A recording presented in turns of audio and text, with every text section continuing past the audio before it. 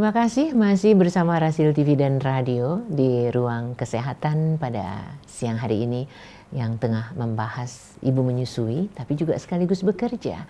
Nah, dari beberapa pertanyaan yang sudah dikirim, mudah-mudahan tabnya segera bisa kita simak tanpa gangguan ya. Tapi yang jelas Dok, kalau puasa, sambil puasa itu memerah susunya, apakah hasilnya akan sama dengan kalau sang ibu nggak puasa? Nah, berkaitan dengan puasa ya, ibu menyusui dan puasa, yang sangat terpengaruh biasanya kalau bayinya masih usia di bawah 6 bulan, ya karena kan minumnya lebih sedikit tentunya karena di sahur sama dibuka saja. Tapi kalau pada selama buka itu minumnya tercukupi cairannya, tidak masalah. Jadi sebetulnya tidak masalah kalau pada saat sahur, pada saat buka, makan dan minumnya cukup sesuai dengan kebutuhan tubuhnya. Jadi ketika siang diperah, hasilnya akan tetap sama. Iya, soalnya kebanyakan orang berpikir kalau lagi puasa diperes nanti hasilnya sedikit, meresnya entar aja. Padahal menurut logikanya semakin jarang diperah, semakin tidak keluar kan? Betul sekali. Justru kalau kita tunda-tunda, tunggu sampai penuh, nanti malah menghambat produksi ASI. Nah, karena kan prinsip produksi itu tergantung dengan sinyal dari payudara. Diperlukan atau tidak gitu ya. Kalau ternyata ya masih penuh, ya otak juga tidak akan mengeluarkan untuk produksi lagi, berarti tidak tentunya. Jadi daripada begitu, tetap saya keluarkan rutin dan syukuri berapapun hasilnya. Kalaupun pada saat selama puasa ternyata tidak seperti sebelum puasa, insya Allah tetap tercukupi kebutuhan baik. Ketika ibu pulang nanti bisa disusuin langsung gitu. Iya, jadi jangan khawatir ya ikhwan akhwat, bahwa semakin sering diperah, produksi ASI akan terus berjalan. Sementara puasa tidak mempengaruhi, yang penting perbanyak minum pada saat sedang tidak puasa. Sedang tidak puasa, makan yang cukup disesuaikan. Sehingga itu sebabnya, walaupun Islam begitu memudahkan ya Bu ya, jika ibu yang sedang menyusui boleh tidak puasa nanti diganti, tapi jika kuat ya puasa saja. Silahkan, karena sesungguhnya nutrisinya bayi, nutrisi ASI itu tidak berkurang sama sekali. Tidak berkurang, hanya mungkin ya cairannya sedikit, tapi itu tidak signifikan gitu. Jadi boleh, silahkan. Jadi kalau tadi dokter bilang ada sekian 11 botol ASI di rumah, berikan yang dulu pertama kali kita ambil, jangan yang terbaru. Atau sebaliknya? Kalau yang paling ideal, itu yang sesuai dengan usia bayi. Misalnya usia bayi ketika diberikan ASI perah adalah usia 3 bulan, 3 bulan, dan ibu yang terbaru punyanya 2 bulan 29 hari, artinya cuma hamil 1 dari usia 3 bulan. Gunakan itu yang paling baru. Ya, yang KPK itu kalau sistemnya yang fresh, kalau yang baru diperah. Kalau sudah disimpan lama, baru mengambilnya yang paling dulu.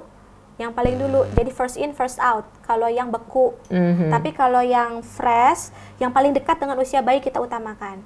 Jadi kalau saya sih selalu menyarankan begini sama ibu, jikalau bisa ya, misalkan ibu mau bekerja seminggu kemudian, jadi dalam H-7 itu ibu sudah menyiapkan yang akan diminum pada hari pertama ibu bekerja. Dan itu dibekukan berarti? Tidak usah. Oh, tidak usah dibekukan karena masih tahan 8 hari toh. Jadi kan misalkan hari Senin, masuknya hari Senin depan, hari Senin itu dipakai yang hari Senin atau enggak yang hari Sabtu Minggu, terserah.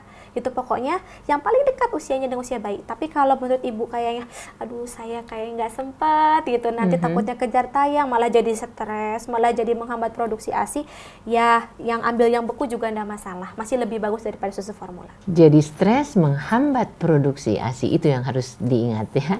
Baik, kita ke pertanyaan yang dikirim ini dari Mbak Rita ya. Saya baru akan punya anak pertama, sekarang masih 7 bulan. Kalau nanti saya harus menyusui sambil bekerja, itu apakah kalau dengan delivery saja cukup? Dalam artian selama saya tidak ada di rumah, susunya dikirim ketika saya perah di kantor. Oh iya, sekarang luar biasa ya, Masya Allah ada jasa kurir ASI, memudahkan sekali ya.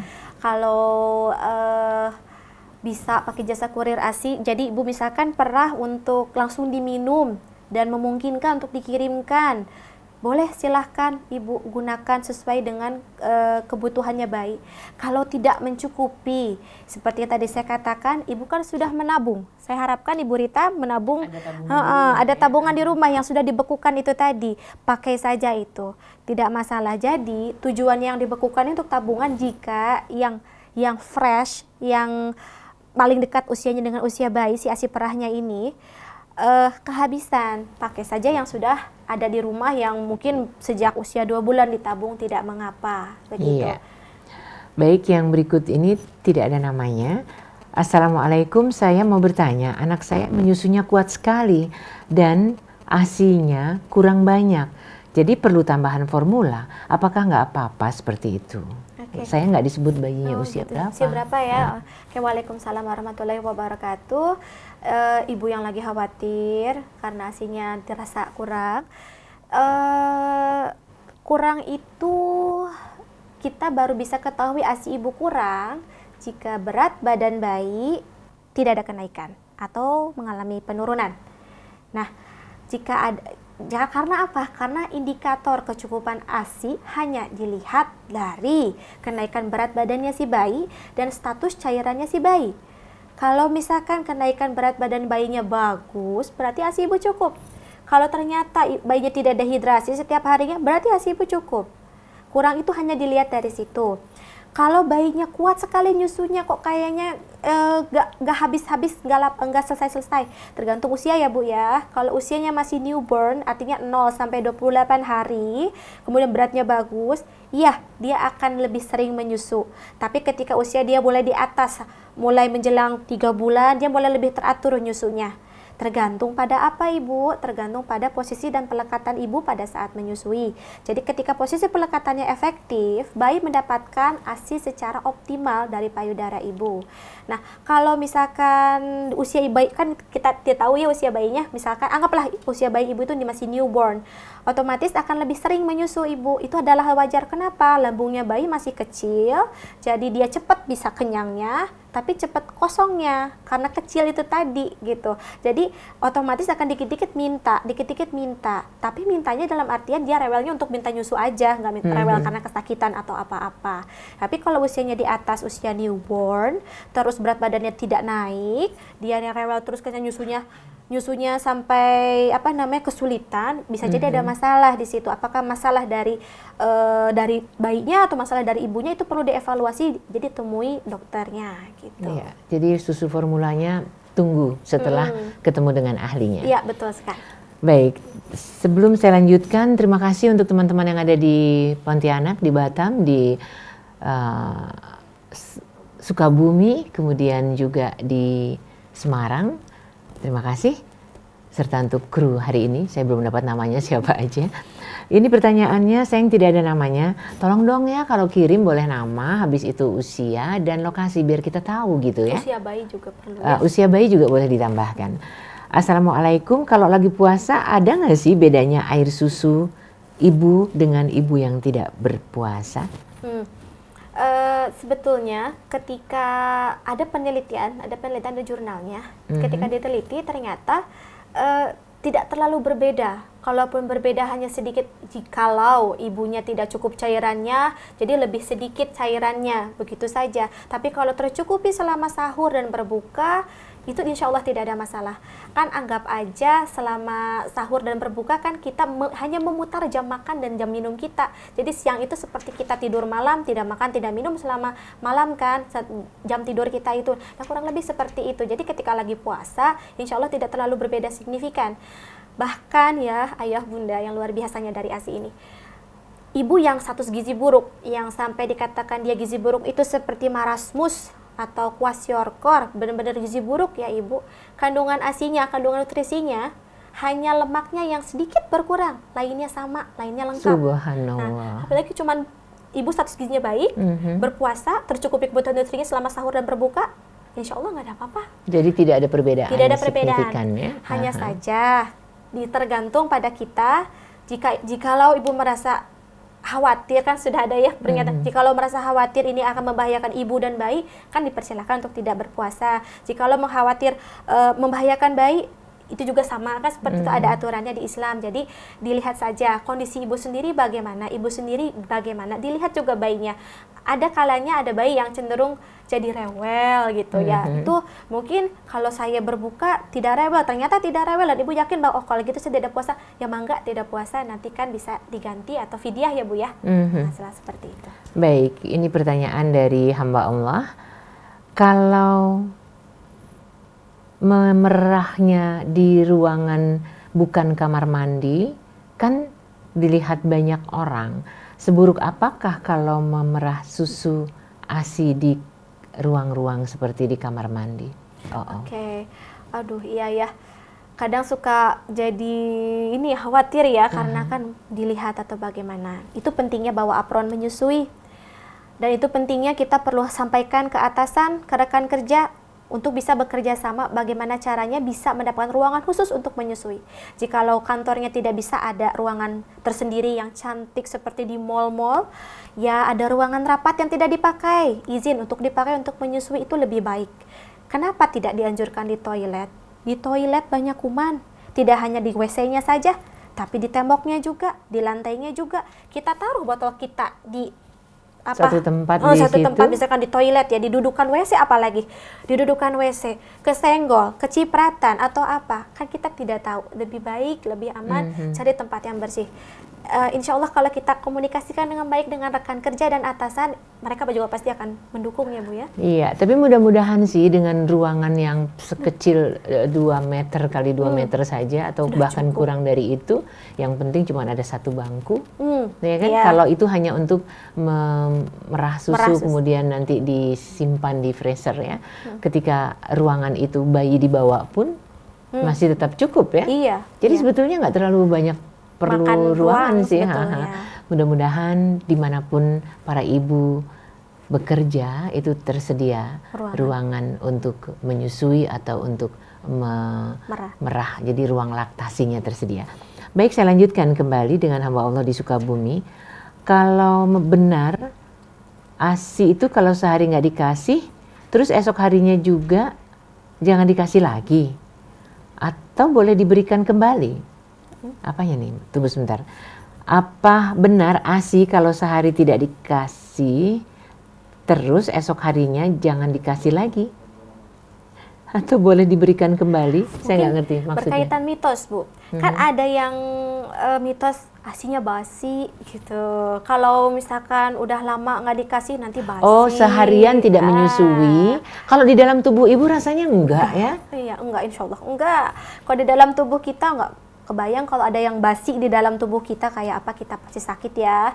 Mungkin ya kita maaf ini kalau salah interpretasi pertanyaannya, tapi mungkin maksudnya tentang jikalau sudah lama sekali tidak diberikan sampai penuh, payudaranya sampai terasa aduh sakit gitu ya, bengkak, terus disarankan tidak diberikan, dibuang gitu kan. Suka ada yang begitu ya mitosnya.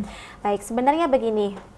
Saya sangat tidak sarankan untuk menunggu payudara sampai penuh baru diberikan ke bayi, bukan karena basi, tapi karena akan menghambat produksi ASI. Itu yang pertama. Yang kedua, kekhawatiran basi ini secara logika. Ketika payudara dibiarkan penuh, air itu akan jauh lebih banyak daripada si nutrisi lainnya, cairan lebih banyak. Formilk, ada formilk, ada hindmilk dalam ASI, formilknya jauh lebih banyak, yang banyak mengandung air dan laktosanya jauh lebih banyak. Jadi ketika bayi minum ASI, menyusui ke ibu dalam kondisi payudaranya penuh, bayi udah keburu kenyang dengan formilk aja, nggak dapat itu lemaknya, akhirnya kembung gitu kan, akhirnya itu dibilang basi jadinya. Gumoh, muntah, itu mungkin yang dibilang basi. Jadi dianjurkan memang kalau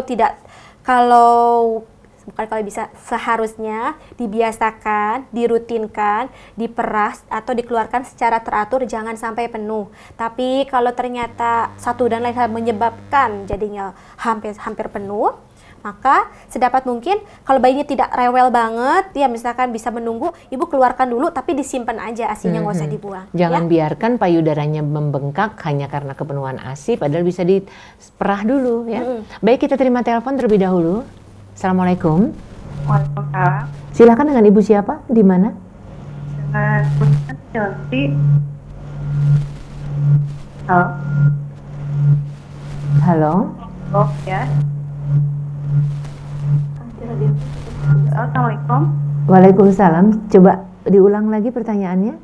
Iya, Ibu, pertanyaannya kan MPASI-nya ASI perahnya mau disimpan di kulkas, tapi kulkasnya itu kulkas untuk menyimpan obat-obatan, itu boleh atau enggak? Oke. Itu Karena saja? biasanya kan di apotik ya. Oh ya. Baik. Wah. Jadi petugas apotik Petugas mungkin. apotek ya. Sebelumnya saya mau ngucapin terima kasih ya Bu, sudah pilih ASI, tetap menyusui, tetap menyediakan oleh-oleh berharga untuk buah hatinya. Jadi selama jempol Ibu 2. bekerja. Jempol 4 deh. Oh, jempol 4. Luar biasa ya Bu ya. Jadi jikalau ternyata kulkasnya nyampur sama obat-obatan, khawatir ya terkontaminasi. Bahkan kita kalau di apotik pun, di tempat penyediaan obat kita tidak boleh makan dan minum ya Bu ya. Nah, ini apa? Kalau tidak ada sama sekali tempat lain dan ternyata memang cuma itu saja kulkas yang ada, Ibu sediakan wadah lain, misalnya apa sih tempat makan yang bisa menaruh botol di situ. Jadi nggak langsung di udara terbuka ya? Tidak langsung bersentuhan dengan lingkungan sekitar kulkas. Begitu pula cara ini digunakan jikalau kulkas di rumah bercampur dengan bahan makanan lain, itu sama. Jadi pakai wadah yang terpisah, apakah wadah yang ada tutupnya, jadi ditaruhlah botol asinya di dalam situ sehingga ada batasan bahwa ini adalah tempatnya si asi perah, begitu. Itu insya Allah akan aman, itu aja paling. Ya, jadi kalau susu perahnya dimasukkan lagi dalam satu kotak yang lain yang tertutup rapat, sehingga berada di ruangan yang sama dengan di lemari esnya, itu nggak masalah. Nggak masalah. Tapi jangan langsung botolnya ditaruh. tadi, kecuali dibungkus lagi dengan tas lain. Iya, kalau misalkan sekarang Ibu lagi nggak bawa, kan sekarang lagi jam bekerja nih, lagi nggak bawa, ya pakai kantong lah atau apa, tapi diikat rapat supaya nanti kita tidak tahu ketika kita tinggalkan di kulkas apakah tersenggol, ada yang tidak sengaja terbuka gitu ya, seperti itu. Ini dari informasi yang tadi tidak menyebutkan usia bayinya, dokter. Ini usia bayi saya 2 bulan, yang tadi perlu tambahan formula nggak? Jawabannya nggak kalau 2 bulan. Tergantung ibu, tergantung bunda, tergantung ya kondisi bayinya, tergantung kondisi ibunya.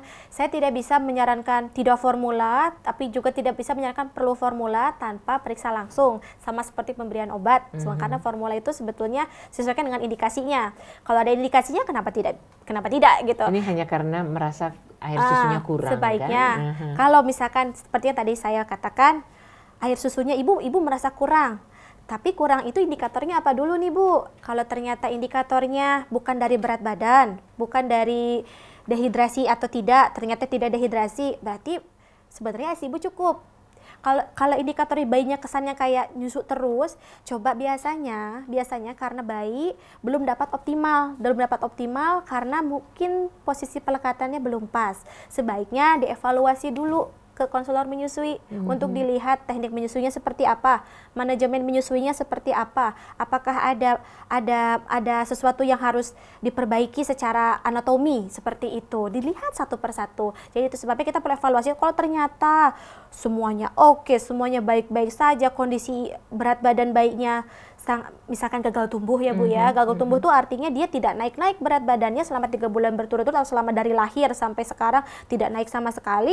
Nah itu kita bilang gagal tumbuh, kita perlu suplementasi. Baru itu suplementasi itu bisa dipilih apakah ASI donor, kita utamakan ASI donor atau enggak susu formula, itu tergantung pihak ibunya gitu, seperti itu saja. Iya, kita lanjutkan kembali. Ini dari Ibu Sofi di Jakarta. Anak saya baru 10 hari melahirkan, berarti eyangnya ya. Tetapi anak saya sakit, akhirnya nggak disusui, takut bayinya ketularan. Terus dari tadi malam, anak saya dirawat di rumah sakit karena pendarahan waktu melahirkan dan kurang darah, baru mau ditambah darah. Terus sekarang dikasih susu formula. Baikkah dok dengan cara seperti ini? Ya ini karena sayang sekali sakitnya awalnya karena apa ya, tidak diketahui. Kalau sakitnya sesuatu yang bisa membahayakan bayi jika diberikan ASI-nya atau membahayakan ibu, misalkan karena ibu perdarahan atau ibunya tidak sadar tidak mungkin bisa menyusui bayinya, ya itu otomatis ada indikasi untuk diberikan sumber nutrisi selain ASI ibunya, apakah dari ASI donor atau susu formula. Nah, kemudian jikalau kita secara urutan sumber nutrisi terbaik, ya, yang pertama adalah ASI ibunya langsung. ASI ibunya langsung. Yang kedua adalah ASI perah dari ibunya. Yang ketiga ASI donor. Yang keempat baru susu formula. Jadi kalau misalnya ibunya tidak bisa menyusui langsung tapi bisa perah, perahlah. Tapi ibunya tidak bisa perah karena kondisi tidak memungkinkan, carilah ASI donor. ASI donor dengan persyaratan-persyaratan yang harus ketat, yang maksudnya ketat dalam artian untuk kesehatan juga dan untuk kesepakatan keluarga karena kan mengingat saudara sepersusuan ya. Kemudian jikalau ternyata sulit didapatkan, barulah cari susu formula. Itu upayanya dilakukan. Dan jikalau kan insya Allah ibunya sehat lagi, ingin kembali menggunakan ASI, saya sarankan media pemberiannya tidak DOT supaya nanti bisa menyusui kembali ke ibunya, begitu. Jadi disendokin, ditetesin, pokoknya bukan DOT, itu aja. Agar bayi tidak terlanjur terbiasa dengan DOT. Betul sekali. Dan bisa menghisap puting ibunya. Betul sekali. Subhanallah, keren banget memang ya. Baiklah, yang berikut ini dari masih hamba Allah tanpa nama. Pertanyaannya, selain bentuk mulut yang berubah bila menyusu dengan DOT, ada nggak sih akibat lain? Kalau yang paling dikhawatirkan adalah saat ini yang berkaitan proses menyusunya, bayinya jadi tidak bisa menyusu lagi. Bisa tidak menyusu lagi. Biasanya jika bayi tidak menyusu langsung, waktu menyusunya jadi lebih pendek dibandingkan yang kita harapkan sampai 2 tahun tadi. Itu sih yang paling concern, paling diperhatikan. Memang ada risiko lain penggunaan DOT selain terganggunya pertumbuhan gigi. Ada juga dia kecenderungan untuk mengemut makanannya karena kemampuan mengunyah dia juga jadinya tidak seoptimal anak-anak yang tidak menggunakan DOT. Kemudian ada gangguan infeksi telinga biasanya karena ketika menyusui itu dia menggerakkan rahang sehingga kotoran telinga juga mudah gampang keluar. Lain halnya dengan menggunakan DOT, itu sih seperti itu. Jadi tapi yang paling dikhawatirkan kita kan inginnya bayi dapat nutrisi yang paling baik adalah bayi jadi tidak menyusui ke ibunya atau bahkan ibunya jadi berhenti memberikan ASI ke bayinya karena bayinya jadi jarang menyusui ke ibunya. Jadi lagi-lagi kalau toh harus dengan tambahan, jangan dikasih di dalam DOT. Iya. Itu ya. Baik, yang berikutnya saya ke hamba Allah. Saya sedang hamil anak kedua. Waktu anak pertama ASI saya sama sekali nggak keluar. Jadi sama sekali tidak menyusui. Apakah nanti kira-kira untuk anak kedua ini ada kemungkinan bisa menyusui? Dan bagaimana caranya supaya ASI bisa keluar? Sekarang saya hamilnya sudah 4 bulan. Tapi payudara saya tidak terasa keras atau apapun juga. Terima kasih. Terima kasih. Selamat atas kehamilannya. Luar biasa, mudah-mudahan anak kedua bisa menyusui ya Bu ya. Waktu itu kita pernah bahas tentang persiapan menyusui ya sebelum prenatal. Jadi begini Ibu atau Bunda, kita kalau yang sampai dia tidak keluar ASI-nya ada faktor risiko. Saya sayang sekali kan tidak tahu riwayat persalinan sebelumnya seperti apa ya. Ini saya sebutkan saja faktor risikonya. Misalnya dia mengalami kelambatan pembentukan ASI. Delay lactogenesis, kita bilang delay lactogenesis terjadi jika terjadi komplikasi pada saat persalinan, misalnya bisa perdarahan, persalinan lama, plasenta nempel tersisa di rahim jadi perdarahan lama, terus kemudian tidak langsung akhirnya karena ibunya ada kegawat daruratan tidak langsung bertemu bayinya, tidak langsung disusui ke bayinya, itu akan menghambat atau melambatkan proses pembentukan ASI. Padahal proses pasca persalinan adalah ada terjadi proses pembentukan ASI atau lactogenesis tahap kedua yang sangat penting. Sangat penting dalam artian apa? Sangat penting untuk merangsang keluar si ASI-nya. Supaya bisa keluar harus apa? Harus langsung disusui ke bayinya. Tapi kalau kondisi ibunya tidak memungkinkan karena seperti tadi saya sebutkan ada komplikasi-komplikasi selama persalinan, itu otomatis bisa terhambat. Atau karena ada depresi pasca melahirkan bisa menyebabkan adanya hambatan pengeluaran ASI karena oksitosin itu sendiri terhambat selama kita stres, kita tidak sehat, itu akan menghambat oksitosin seperti itu.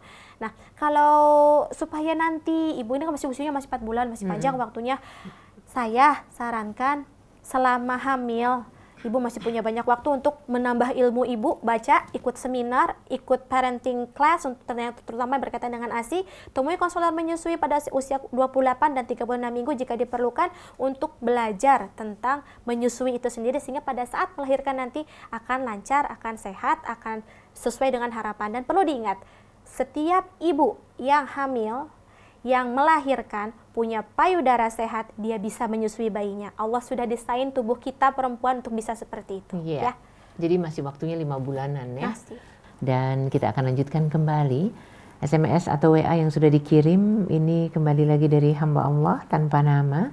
Tadi saya dengar tentang ASI yang mengandung banyak air. Apa itu harus dibuang dulu?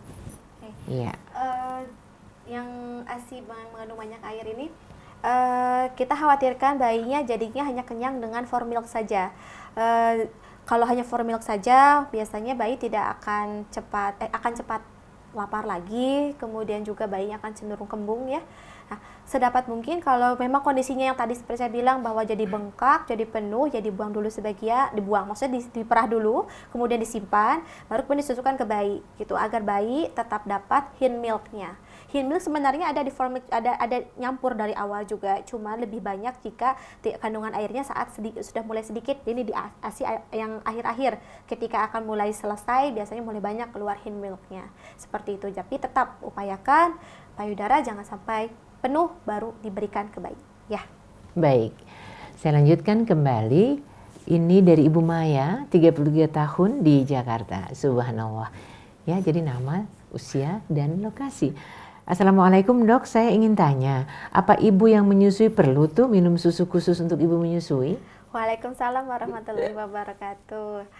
Wah, di Indonesia ada susu macam-macam ya Bu ya. Susu hamil, susu menyusui, susu bahkan sampai susu untuk lansia. Susu yang sakit ini sakit itu ada. Sebetulnya tubuh manusia tidak hanya untuk ibu menyusui, tidak perlu itu semua yang khusus-khusus begitu. Kenapa? Karena hanya dengan gizi yang seimbang, tubuh kita sudah tercukupi nutrisinya. Jadi perlukah? Saya jawab, tidak. Ibu makan dengan gizi yang baik, harus lengkap. Karbohidrat, protein hewani, protein nabati, ada lemak, vitamin, dan mineralnya dalam satu porsi setiap kali makan. Ya, ketika sebelum makan buah dulu, kemudian langsung makan, kemudian perlu susu enggak? Kalau ibu yakin makanan ibu udah ada banyak kalsiumnya, kan di susu ada kalsium, ada lemak, ada protein, ada vitamin, di sumber nutrisi lain juga ada. Kalau itu sudah terpenuhi, ya kenapa harus ada susu? Susu itu hanya jadi kayak macam salah satu kulinernya saja. Kalau dulu 4 sehat 5 sempurna harus ada susu selalu. Kalau sekarang sudah berubah ibu pemahamannya bahwa hanya dengan gizi seimbang sudah tercukupi nutrisinya. Jadi tidak perlu susu-susu yang khusus-khusus seperti itu. Kalau mau silahkan, nggak perlu pun tidak mengapa. Asal makan tetap harus yang sehat. Iya, meskipun susu juga sehat, boleh susu apa saja. Boleh. Yang Boleh susu penting apa saja. Seimbang tadi. Seimbang gizinya. Baik, saya lanjutkan kembali. Kalau di luar tema boleh nggak sih dok? Ini dari Zahira di Sukabumi. Kalau pakai KB, saya ibu dari 2 anak. Yang pertama 5 tahun, yang kedua 3 tahun. KB-nya KB suntik. Tetapi akibatnya head saya nggak lancar. Terus, apakah ini karena tidak cocok atau bagaimana? Dan KB apa yang bagus menurut ibu? Kalau Silakan. KB itu sebetulnya individual ya, cocoknya yang pakai apa, senyamannya ibu yang akan menggunakan, apakah suntik 1 bulan, 3 bulan, IUD kah, atau pakai pil. Jikalau dengan pil dirasa bahwa takut lupa, pakai suntik. Jikalau dengan suntik ternyata dirasa tidak nyaman, tidak enak badannya, mungkin dengan IUD, atau mungkin dengan sistem kalender atau sistem pakai pengaman seperti itu ya. Jadi kalau pakai KB suntik memang ada kecenderungan haidnya tidak teratur, pakai sedikit-sedikit. Tapi kalau tidak mengganggu sama sekali itu tidak masalah. Kalau terasa dikhawatirkan, sangat khawatir sekali, ibu konsultasikan lagi ke bidan atau ke dokter kandungan. Jadi ini sangat individual, sesuaikan dengan kenyamanannya ibu dan kebutuhannya ibu. Ya. Baik, pertanyaan berikutnya dari Rima. Kalau susu kanan dan kiri, apakah beda rasa ya dok? Kok bayi saya suka menyusu di yang payudara sebelah kiri? Oke. Ibu udah dicicipin belum? Gini Bu, kiri kanan kurang lebih sama ya Bu, tergantung yang ibu makan, rasanya sama-sama saja. Tapi ada kecenderungan bayi suka di salah satu sisi bisa karena ketika disusui posisinya lebih nyaman di sisi tersebut. Apakah karena dia tidak nyaman pada saat digendongnya, tidak nyaman saat diposisikannya? Kita manipulasi saja. Misalnya posisinya di sebelah kiri yang lebih nyaman, kanannya kalau di posisi kanan dia nggak mau, dia enggan. Nah, jadi digeserkan saja ketika ibu menyusui sebelah kiri, geserkan bayinya ke sebelah kanan. Jadi posisinya seolah-olah seperti dia menyusui di kiri tapi payudaranya payudara kanan. Tapi kalau yang kanan, salah satu payudara tidak pernah dikeluarkan sama sekali ASI-nya, tentu akan berbeda dengan yang sering dikeluarkan ASI-nya. Dia akan lebih melambat produksi di sana, bahkan ada kemungkinan produksinya lebih bisa berhenti. Otomatis bayi sudah makin tidak mau ketika aliran ASI-nya lambat atau enggak, apalagi jika tidak ada, otomatis bayi tidak mau. Jadi saran saya tetap upayakan di kedua payudara dengan cara dimanipulasi posisinya sehingga bayi seolah-olah menyusui di kiri tapi sebenarnya menyusuinya di kanan. Kemudian jikalau di kanan sebentar menyusuinya, tetap dikeluarkan dengan cara diperah sehingga dari kedua payudara ASI tetap dikeluarkan dan tidak menghambat produksi di kedua payudara. Jadi dengan cara. Saya lanjutkan kembali, ini peran ayah bagi ibu menyusui dan bayi apa ya? Dulu ayah siaga waktu ibu hamil. Kalau sekarang apa dong? Ayah ASI. Apa yang harus dilakukan oleh sang ayah? Ayah siaga itu tidak hanya saat hamil tapi juga setelah melahirkan dan selama membesarkan anak adalah ayah siaga. Karena sejatinya tugas mendidik anak itu tidak hanya di pundak ibu tapi adanya di pundak ayah. Bukankah di Al-Quran juga kalau nggak salah banyak perintahnya kepada ayah. Jadi ayah walaupun ibunya sudah melahirkan tetap siaga. Apa perannya? Ayah sangat berperan untuk menjaga kesehatan fisik ibu. Kenapa bisa begitu? Jika ibu kelelahan, ayah bisa membantu pekerjaan di rumah. Ya, jika ibunya perlu bantuan, ayah harus siap membantu ibunya. Jikalau ibunya sedang sedih, ayahlah yang menghibur ibunya. Karena jika ibunya sedih, ibunya stres, yang ada ASI-nya berkurang. Jadi bertanggung jawablah wahai bapak untuk tidak membuat ibu stres. Ya, bikin seneng ya, bikin justru setelah melahirkan semakin semakin siaga, semakin luar biasa karena disitulah peran ayah ketika sejak hamil sampai melahirkan sampai membesarkan. Itu ada peran ayah di situ. Jadi siaga sepanjang usia. Baiklah, saya lanjutkan kembali. Ibu dokter, ini dari Helena. Kalau pas menyusui terus ibu kepengen ke kamar kecil, tetapi bayinya sulit sekali dilepaskan meneteknya. Harus bagaimana ya biar dia tidak menangis? Wah. Bisa dibawa ke kamar mandi? Nggak mungkin ya Bu ya dibawa ke kamar mandi. Ya Ibu, ini kan karena memang ada sesuatu yang darurat ya Bu ya. Dan itu juga hanya karena mau ke kamar kecil. Ibu lepaskan dulu saja, pasti akan menangis jika lagi asyik dia menyusu kita lepaskan. ibu lepaskan dulu saja supaya ibu merasa nyaman selama proses menyusui. Seperti yang tadi saya bilang, sekali lagi kalau ibu lagi nggak nyaman, ibunya stres, itu yang ada malah menghambat ASI ibu. Jadi sebaiknya dilepaskan dulu saja ASInya, menyusuinya di stop dulu, ditaruh bayinya secara aman, ibu ke kamar mandi. Apakah akan menangis? Pasti akan menangis. Supaya tidak menangis bagaimana? Agak sulit ya Bu kalau kita teruskan menyusui sambil di kamar mandi. Jadi sebaiknya nggak apa-apa. Toh ke kamar mandi juga nggak akan sampai 2 menit. Oh iya, tidak akan sampai lama Bu, tidak masalah ya. Baik, saya lanjutkan kembali. Ini pertanyaan tanpa nama lagi. Kalau ibu menyusui ingin menjadi donor ASI, ada syaratnya kah? Terima kasih. Baik, ada syaratnya. Donor ASI, penerima donor ASI. Yang boleh menerima donor ASI siapa? Adalah bayi-bayi yang ibunya tidak ada, ya, ibunya sudah tiada. Yang bayi-bayi yang ibunya dalam kondisi sakit berat dan tidak bisa memberikan ASI ibunya, apakah karena obat ataupun karena kondisi ibunya tidak memungkinkan, seperti yang tadi ada perdarahan, nah sehingga tidak mungkin untuk memerah ASI, untuk segala macam, untuk menyusui langsung, otomatis perlu ASI donor. Hanya untuk indikasi seperti itu saja. Atau bayi sakit, bayi prematur di mana ibunya, otomatis bayi prematur biasanya akan lebih lambat ke pengeluaran ASInya si ibunya ini. Sehingga perlu ASI donor untuk si bayi prematur. Ya. Untuk mendonorkan ASI perlu disalurkan ke tempat-tempat yang tepat, seperti ke NICU. Ke NICU itu ke tempat bayi-bayi yang baru lahir yang sakit, karena mereka yang memerlukan. Yang kedua, ke kondisi ibu-ibu yang seperti tadi, carilah di rumah sakit atau enggak ke klinik laktasi, karena biasanya ada bayi-bayi yang perlu suplementasi, yang gagal tumbuh atau yang berat badannya naiknya lambat, sehingga perlu tambahan dari, sementara ibunya produksinya tidak ada atau kurang, sehingga perlu tambahan dari ASI donor.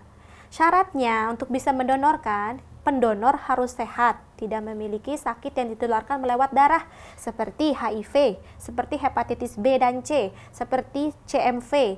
Jadi harus bebas dari itu semua.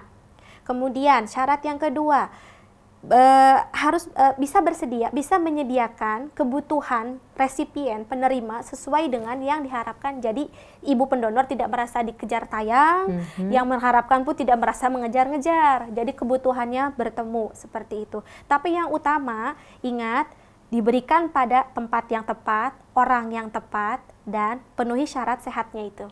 Itu saja. Dan nggak perlu khawatir perlu. bayinya kurang, karena Iya. semakin banyak dikeluarkan, ASInya juga akan semakin banyak diproduksi. Betul sekali. Jadi berbuat kebaikan donor itu kalau memang kebetulan diperlukan dan bisa, kenapa tidak? Ya. Ya. Pasti ditunggu oleh buah hati mungil kita yang sedang membutuhkannya, karena memang kondisi seperti yang Dokter Gita katakan. Baik, saya lanjutkan kembali. Dok, bayi saya 5 bulan. Saya sedang menjalankan puasa. Pups anak saya ini bisa 3 kali sehari. Sebelum puasa enggak. Bahayakah ini dok terhadap baby saya? Terima kasih. Oh, ada Ibu Puji. Oh, Ibu Puji, Ibu Puji yang sedang berpuasa dan menyusui luar biasa. Masih dalam fase ASI eksklusif ya, ini luar biasa sekali. Kalau yang sebelumnya itu lebih jarang apa lebih sering, sayang tidak ada di situ ya Bu ya. Kalau ternyata bayinya tidak masalah, tidak rewel, tidak ada jadi sakit, kemudian tidak dehidrasi bayinya, itu tidak masalah Ibu. Ingat saja dipantau berat badannya ya Bu ya. Ini kan hanya dalam waktu sesaat saja, dipantau saja kondisi urinnya. Jadi kalau yang paling cepat adalah lihat urinnya bayi kalau popoknya, pakai popoknya kan kalau di rumah saya anjurkannya pakai popok kain untuk memantau urin. Nah, popok kain ini kalau cepat basahnya kemudian tidak sedikit, benar-benar basah, itu berarti kan cairannya tercukupi, insya Allah nggak masalah Ibu. Kalau buang air besar bayi ASI yang hanya minum ASI saja, bisa sangat jarang, bisa sangat sering. Jadi, dan tidak ada keluhan lain. Kalau bayi ASI saja ya Bu ya. Ini walaupun kondisi tidak puasa bisa sangat jarang Ibu, ataupun bisa sangat sering. Jadi dilihat saja apakah bayinya rewel atau tidak, urinnya cukup atau tidak. Kalau itu semua oke, nggak masalah, berarti silahkan dilanjutkan puasanya jika Ibu merasa sanggup. Saya lanjutkan kembali, berikut ini tidak ada juga dari siapa. Assalamualaikum dok, bagaimana mengkonsumsi susu yang baik di bulan puasa ini? Karena kalau minum susu pencernaannya jadi kurang nyaman. Apa sebabnya ya? Oh, ini untuk ibunya. Oh, mengkonsumsi susu yang baik.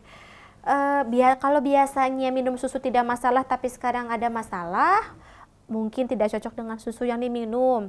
Sebetulnya tidak ada waktu-waktu yang khusus, tidak ada waktu-waktu yang minum susu lebih baik pada jam segini, tidak masalah, silahkan. Apakah lebih nyaman dikonsumsi pada saat habis berbuka atau sebelum imsak, ya silahkan itu dikonsumsi. Kalau merasa tidak cocok dengan susu dari dulu, kalau minum susu selalu tidak cocok, ya mungkin pencernaan ibu tidak cocok untuk minum susu. Apakah jadi mencret misalnya atau diare, ya mungkin saja ibu memiliki intoleransi terhadap laktosa yang ada di susu. Nah, kalau begitu berarti tidak cocok memang minum susu. Bisa digantikan sumber nutrisinya dengan sumber nutrisi yang lain. Itu saja sih. Baik. Ini dari Ibu Maya. Saya ingin bertanya, tambahan saya sedang hamil selama 32 minggu. Berapa bulan ya, Dok? Kadang-kadang payudara saya itu sering sekali nyeri. Apakah ini tanda kalau ASI saya lancar atau apa nih, Dok? Apakah ada tanda-tanda lagi kalau ASInya nanti justru tidak lancar? Oke, terima kasih Ibu Maya. Ibu Maya, selamat atas kehamilannya. Usia 32 minggu ya, 32 minggu. Otomatis payudara itu sedang berubah. Jadi kelenjar susunya yang tadinya tambah banyak, jadi berkembang bukan bertumbuh tapi berkembang, berubah fungsinya untuk memproduksi kolostrum. Rasanya tidak nyaman, rasanya akan terasa lebih padat, ukuran pun berubah, warna pun berubah. Jadi rasanya memang ngilu, itu wajar, itu selama hamil. Puting pun lebih nyeri ya. Nah, itu adalah hal yang wajar. Ini apakah tanda ASInya lancar? Sesungguhnya itu adalah tanda bahwa ada perubahan di payudara ibu karena ada perkembangan di saluran ASInya. Apakah lancar, apakah akan pasti keluar? Insya Allah ibu pasti akan keluar setelah bayi lahir, setelah ari-ari lahir, ASI akan keluar. Jadi apakah ada tanda-tanda jika ASI tidak akan lancar?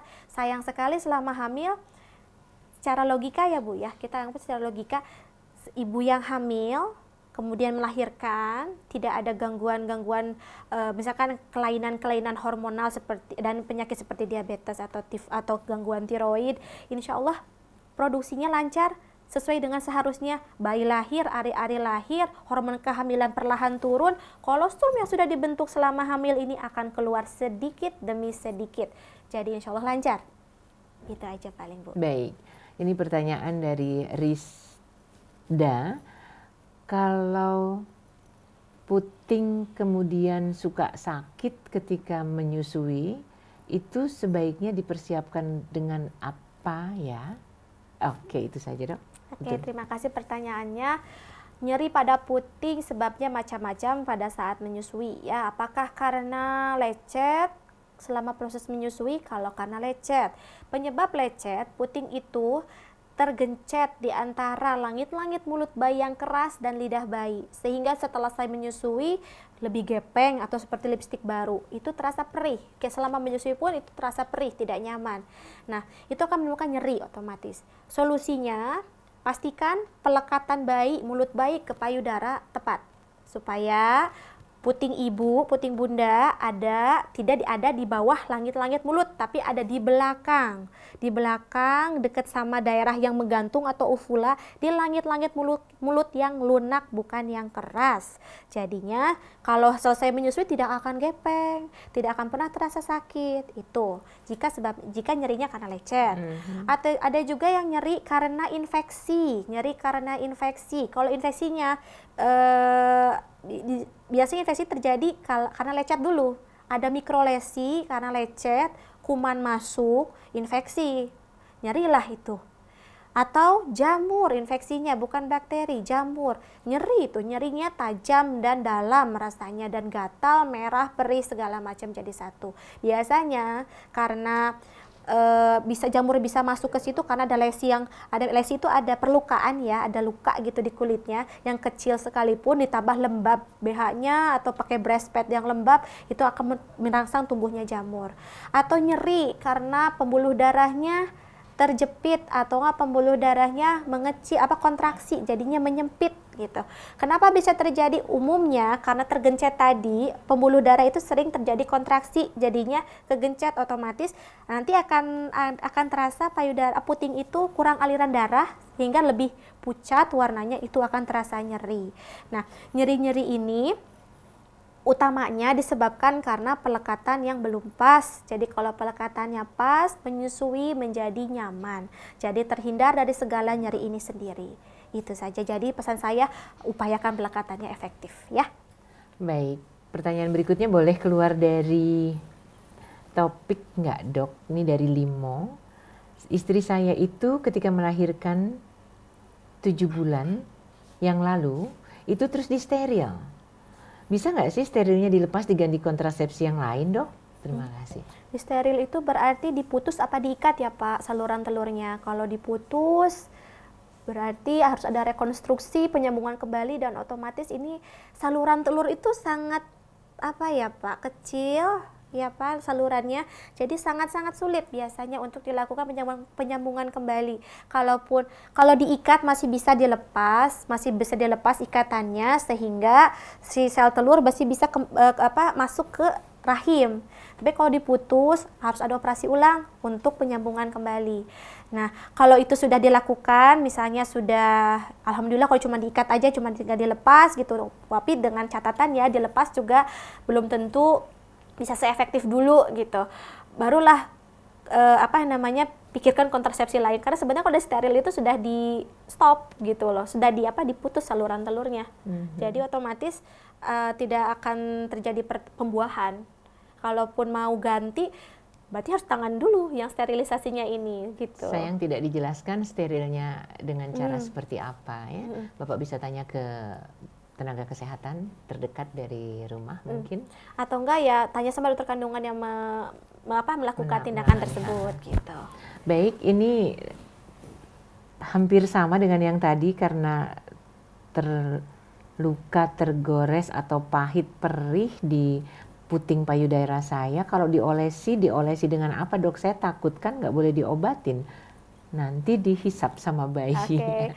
Tergantung lukanya, derajat lukanya. Kalau lukanya ringan, masih merah-merah saja, tidak perlu dikasih obat apa-apa, cukup diolesi ASI saja dan diangin-anginkan sampai kering, itu sudah menjaga kelembaban.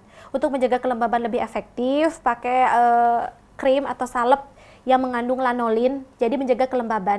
Dengan puting yang lembab, tidak mudah kering, tidak mudah terjadi retakan luka di situ ya. Retakan dan kulit kita yang kering kalau tidak pakai lotion itu mudah jadi kelihatan ya, ada kayak gurat-guratnya seperti itu, bahkan lebih gatal seperti itu. Jadi kita jaga supaya tidak kering putingnya dengan krim lanolin. Kalau derajat lukanya sudah naik lagi sampai mengelupas, sampai berubah ada loh yang kejadian kulitnya itu benar-benar nggak ada gitu, terkupas.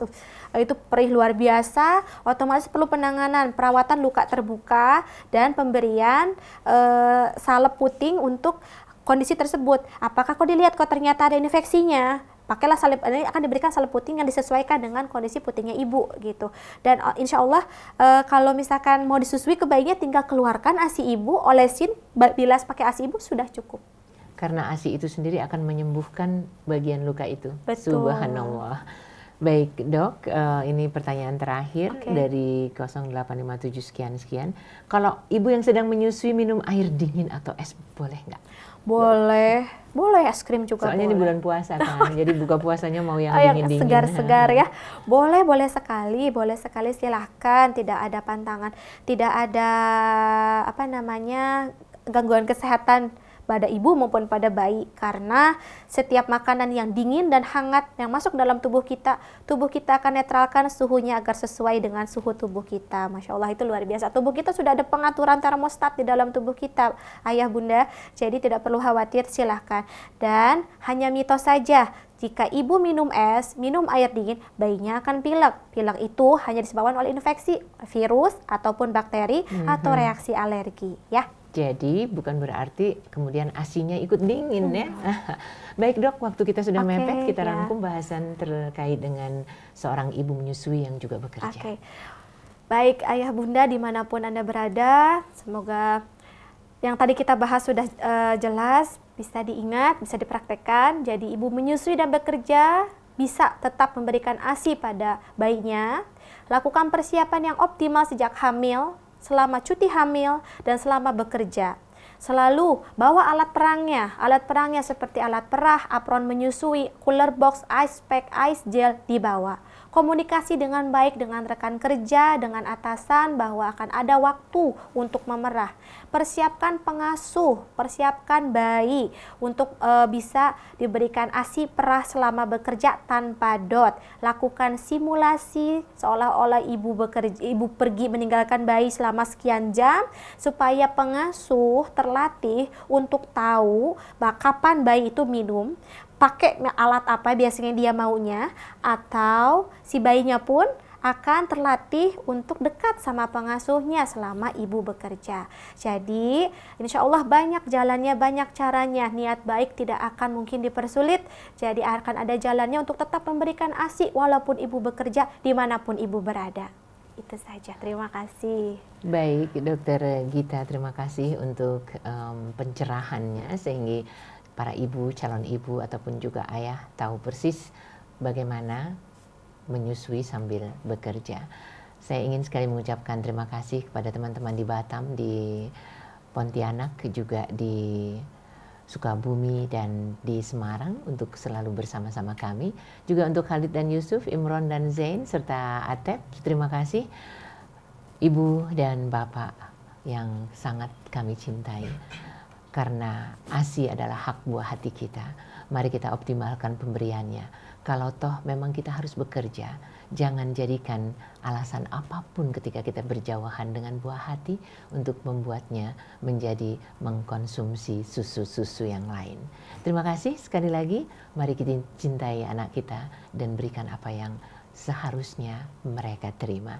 Billahi taufiq wal hidayah. Wassalamualaikum warahmatullahi wabarakatuh.